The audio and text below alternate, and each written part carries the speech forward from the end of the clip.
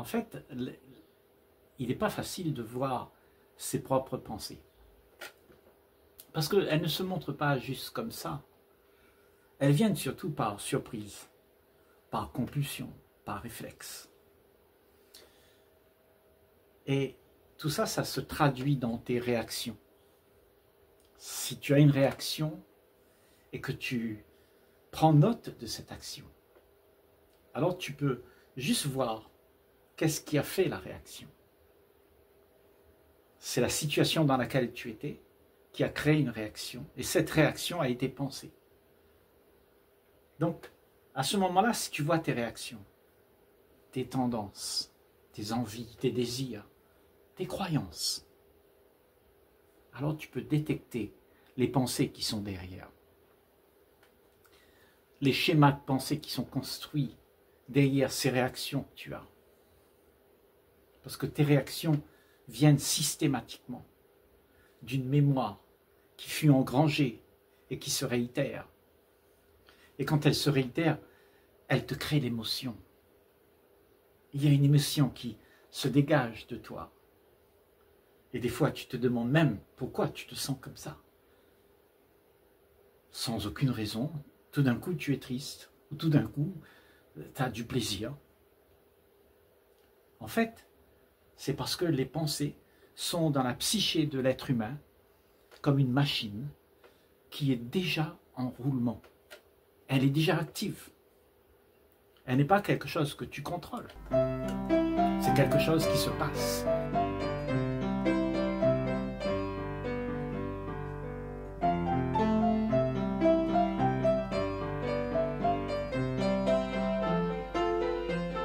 Et qui fait que ça nous impacte. On est impacté par tous ces mouvements que nous avons tous les jours. Il y a une réaction, il y a une situation qui est là, et tout d'un coup, tu réagis à ce qui se passe. Et cette réaction, c'est le mouvement de la pensée qui prend note de ce qui se passe. Et la pensée est là pour te donner la solution de comment dealer avec la situation. Parce que la pensée, c'est ce qui se réitère de la mémoire. Et la mémoire, c'est ce que tu as emmagasiné, et tout ce que tu as emmagasiné devient une référence pour toi. Et cette référence, c'est justement tes réactions. Tu vois comment la pensée, elle tourne. Donc, quand tu penses pour réfléchir, tu penses pour faire des choses, tu penses à une situation et tu cherches une solution. Tout ça, ce sont nos mémoires qui nous permettent de réagir à bon escient. Et si c'est compulsif, si ça se passe malgré toi, alors tu subis la pensée. Donc, être conscient et voir comment ça bouge là-dedans, quelles sont tes tendances, à quoi tu crois, quelles sont tes croyances. C'est important. C'est crucial pour que tu puisses voir la machine qui t'embarque. C'est une machine. Parce que autrement, tu n'es pas conscient. Si cette machine t'embarque, tu n'es plus conscient de ce qui se passe. Tu es embarqué par le mouvement de la machine, les schémas de pensée déjà construits, tout ce qui a été mis en place, c'est la norme établie qui se répète tout le temps de la même manière. Et toutes les réactions impliquent une pensée derrière. Donc, débusquer les pensées à travers tes actions, c'est la plus belle chose qui puisse t'arriver. Ça veut dire que tu es attentif. Tu ne te laisses pas embarquer par la première émotion qui te prend. Parce que finalement, toutes les émotions qui se passent en toi, tu en es responsable. C'est pas parce que quelqu'un est de cette manière, que tu ressens quelque chose qui te dérange, que c'est à cause de la personne. La personne n'a rien à voir avec ton émotion. C'est toi qui dois voir qu'est-ce qui t'emporte, ta réaction. Et cette réaction, ce sont tes pensées qui fait que tu réagis aux événements qui t'entourent. L'événement n'a pas une grande importance. Ce qui a de l'importance, c'est de savoir pourquoi tu es dérangé par l'événement. Qu'est-ce qui est dérangé en toi? Est-ce que ce qui est dérangé en toi, ce sont tes idées, tes conclusions, tes croyances, tes habitudes? Alors, il y a une réaction qui va faire en sorte que tout soit arrangé pour que tu puisses rester dans une zone de confort. Parce que la pensée va te donner la solution.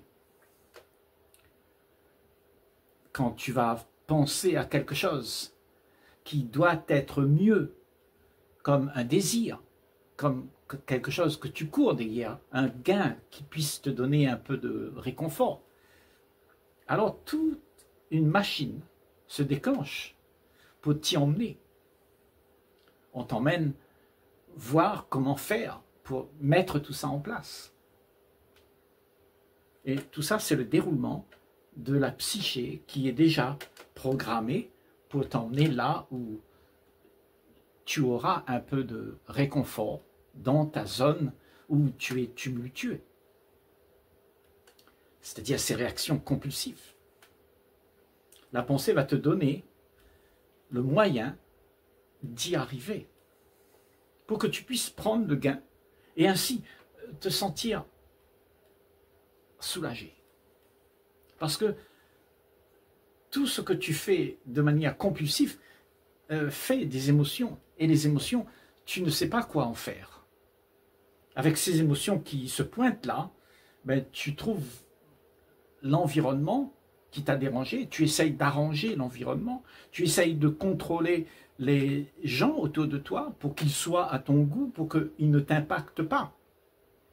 Parce que tu as l'habitude d'avoir tes croyances, tes conditionnements, tes petites pensées toutes faites, et si quelque chose vient déranger ça, alors tu te sens mal. Et la tendance que tu as, c'est d'accuser quelqu'un. C'est à cause de lui que je ne me sens pas bien. Tu m'as quitté, chérie. J'étais si bien avec toi. On avait une belle vie. Tu vois, cette émotion, elle t'appartient. Quand tu crois que tu avais une belle vie et tout ça, tu voulais le garder, ça t'appartient. Et si tu accuses quelqu'un pour ça, alors tu ne vas pas voir en toi la difficulté que tu as à vivre la vie de manière paisible. Parce que tout ce qui se passe en soi, si tu ne l'as pas adouci, regardé, vu et le voir tel qu'il est, ben tu vas être bousculé, tu vas être ignorant et tu vas être inquiet. Et tu ne sais pas comment tu vas faire. Donc tu es dans l'attente que quelque chose va se produire pour que tu puisses te sentir bien. Et l'attente sera de dire à l'autre de devenir celui que j'aime et que j'attends. C'est-à-dire donc tu attends que l'autre puisse être agréable à ta vie. Et c'est pour ça que pour la plupart, on aime bien contrôler l'autre pour qu'il puisse rester ce que j'ai besoin pour me sentir bien. Donc pas de dérangement. Dans ma petite conclusion, dans la vie que je me suis faite, je ne veux pas de dérangement. Donc, tout ce qui se passe à l'extérieur de ta peau, je parle de l'environnement, de l'interaction avec l'autre, de tout ce qui se joue autour de toi, les événements qui se produisent. Si ces événements te dérangent, ça veut dire que, tout simplement, tu n'es pas en paix. Tu n'es pas en paix avec toi-même. Tu n'es pas dans la quiétude. C'est seulement si tu es dans la quiétude que tu vas laisser les choses être, sans réagir à ces choses. Le problème, c'est que notre réaction veut nous dire qu'il y a en soi une conclusion. En soi, il y a une croyance. Et cette croyance, elle veut persister parce que c'est celle qui te donne du confort. Une conclusion te donne un sens de sécurité. Donc, tu ne veux pas perdre ça. Tu veux le garder. Et donc, la tendance, pour la plupart d'entre nous, c'est de trouver une situation où tout est OK, où il n'y a rien qui vient embêter la vie que j'ai décidé de vivre. Et si quelqu'un vient et contredit ma conclusion, ma croyance, alors je suis dérangé. Et j'aurai des émotions. Je serai en colère. Je serai dans le doute peut-être.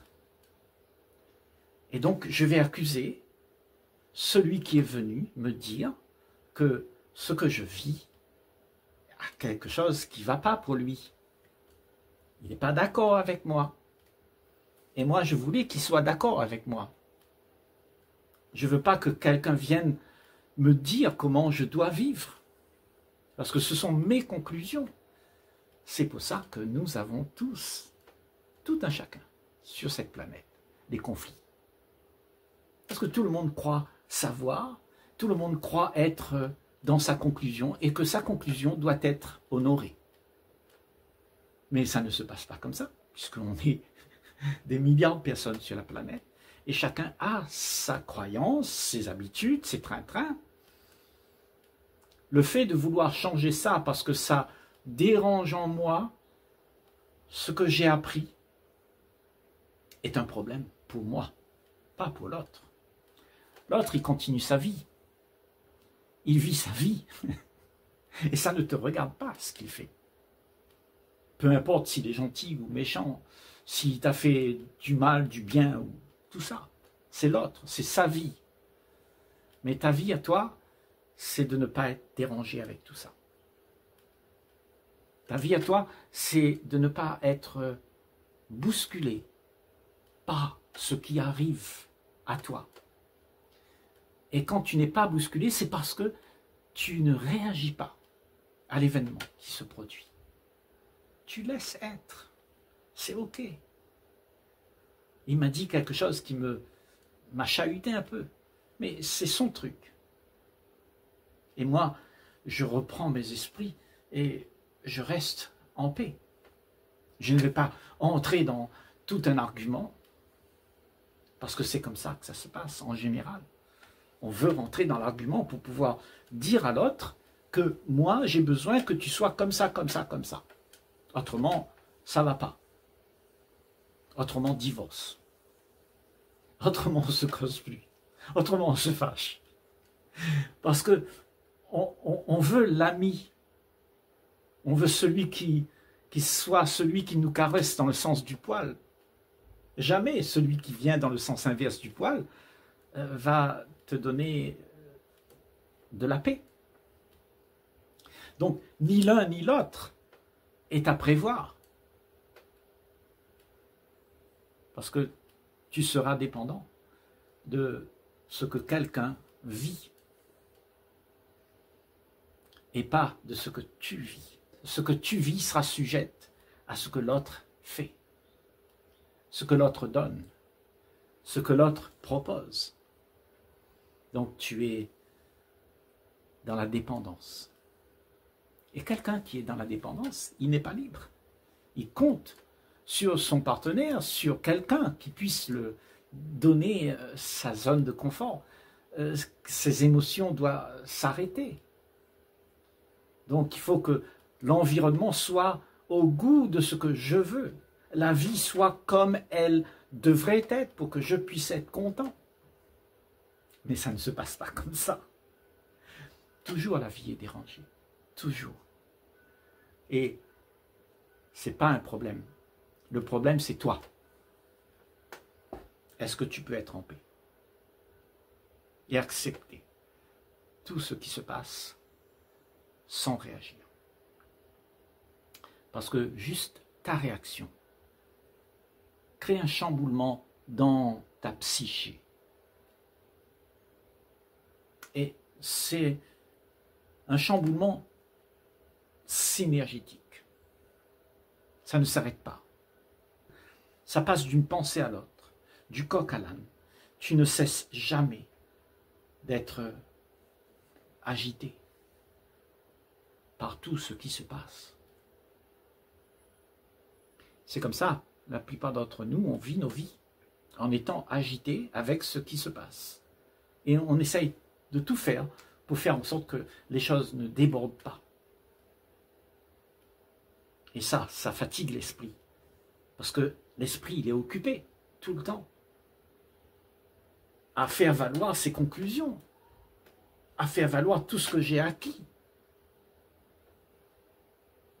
Et tout ce que tu as acquis n'a rien à voir avec la réalité de ce que tu es. Ce que tu es, quand il est libre de toute cette dépendance, de toutes ces croyances que tu as, de tous ces envies, ces désirs que tu as, alors il se retrouve en paix, parce que l'esprit n'est plus agité à prendre quelque chose pour être content, pour avoir un contentement, un sentiment de sécurité. Alors, accepter l'autre sans réagir, accepter les choses qui se passent, sans dire que c'est bien ou c'est pas bien. Accepter, c'est comme ça. C'est un art, certes, mais cet art, quand tu l'as adopté, ça veut dire quand tu sais observer les choses telles qu'elles sont, sans réagir, et juste accepter, alors tu restes en paix. Parce que tu es dans une position où tu regardes les choses. Tu regardes les choses se passer. Tu n'es pas en train de subir les choses se passer. Tu es celui qui regarde les choses se passer. Et comme tu n'as jamais fait ça de ta vie, alors tu ne sais pas ce qui se passe. Mais quand tu commences à observer et à voir ce qui arrive, ce qui se passe, comment ça se meut, tu deviens intelligent. Parce que tu sais. Et quand tu sais que c'est quelque chose d'éphémère, quelque chose qui arrive, mais qui vient te déranger, parce que tu as des idées, parce que tu as des conclusions, tu te demandes si tu acceptes, est-ce que tu as besoin d'avoir une conclusion? Accepter, ça implique que tu n'as rien, que tu ne veux rien, tu n'attends rien, tu es vidé de tout ce que tu te donnes d'être. Et si tout ce que tu te donnes d'être n'est pas là, ben, il n'y a plus de problème avec l'échange, puisque tu n'attends rien. Donc tu acceptes tout, c'est OK. Le monde est ce qu'il est, mais pas ce que tu veux pour que tu puisses te sentir bien.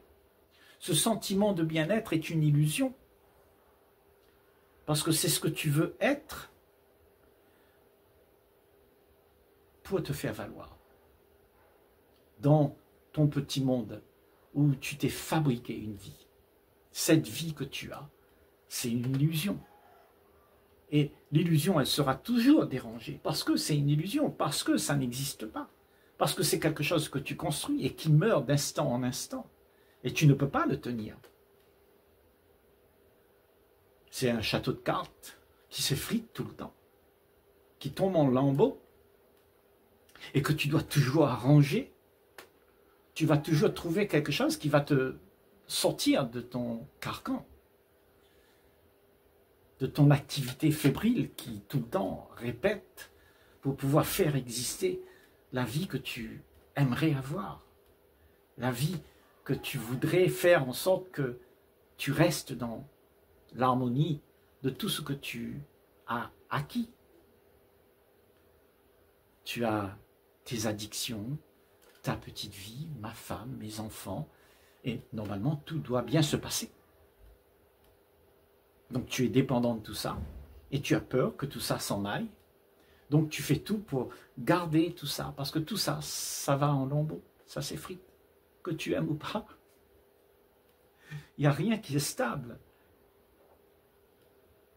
Mais quand tu n'es pas celui qui est attaché à tout ça, tu n'as pas de conclusion, tu n'as pas de désir, tu ne veux rien, tu n'attends rien, alors tu es en paix. Et celui qui est en paix, il peut voir ce qui se passe. Il ne les fuit pas, il ne les subit pas. Il les voit, il les accueille, et quand il accueille tout ça, il vit sans subir l'événement. Parce que ce qui est vécu, c'est la perception de ce qu'il y a. En fait, ce que tu es à ce moment-là est ordre. Tu ne joues pas dans la scène pour arranger la scène tout le temps. Ce que tu es, c'est l'observateur. Et cet observateur voit les choses. Elle entend tout. Elle connaît tout. Parce qu'elle regarde. Parce qu'elle voit. Mais si tu es intéressé à aller jouer dedans, tu seras trop occupé pour voir ce qui se passe. Et tu seras kidnappé par les faits. Les faits te prendront par surprise et tu seras embarqué. Donc, tu seras dans la compulsion. Tu auras envie de fuir à chaque instant parce qu'il y a quelque chose qui dérange tout ce que tu as construit.